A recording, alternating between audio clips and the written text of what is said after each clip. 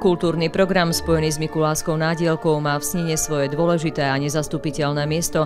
Ani v tomto roku to nebolo inak. Podujatie pripravilo Mestské kultúrne a osvetové stredisko. Podľa skúseností z iných rokov, kvôli vysokému záujmu, sme pripravili dve predstavenia.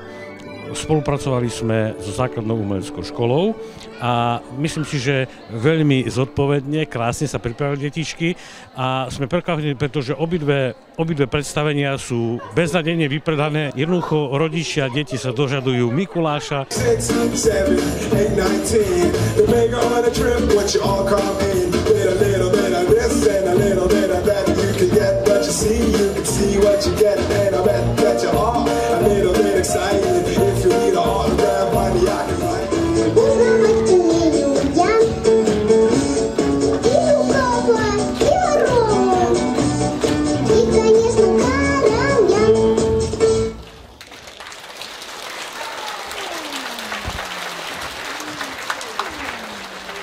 V kinosále Domu kultúry bolo veselo.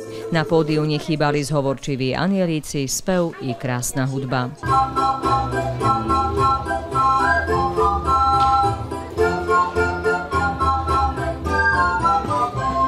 Program bol krásny, veľa pre deti radosti, zážitkov a hlavne šťastné detské očka potešia.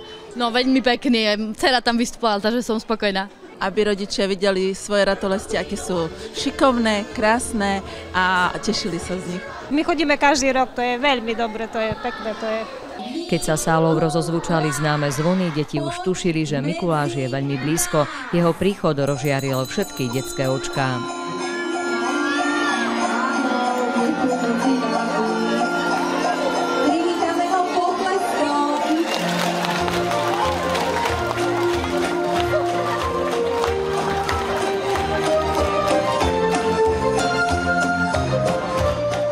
Sa tešil, lebo rozdáva sladkosti. Ja som dostala 2 balíčky. A od koho ty si dostala balíček? Od Mikuláša. Super, dostal malý darček, takže je natešený. A my tiež. Mikuláš bol k všetkým deťom veľmi pozorný a štedrý. Toho roku deti boli veľmi úprimné a veľmi otvorené, takže mal som aj ja z nich zážitok veľký, takže som s nimi nadmieru spokojný. Boli zlaté proste. Pre všetkých mal jedno krásne prianie. Nech sa im v škole darí, nech sú zdravé, nech sú šťastné a nech ich majú rodičia radi. S príchodom Mikuláša sa tiež rozsvietilo celé mesto. Slávnostná výzdoba pripomína blížiace sa vianočné sviatky. Zo Sniny Iveta Buraľová.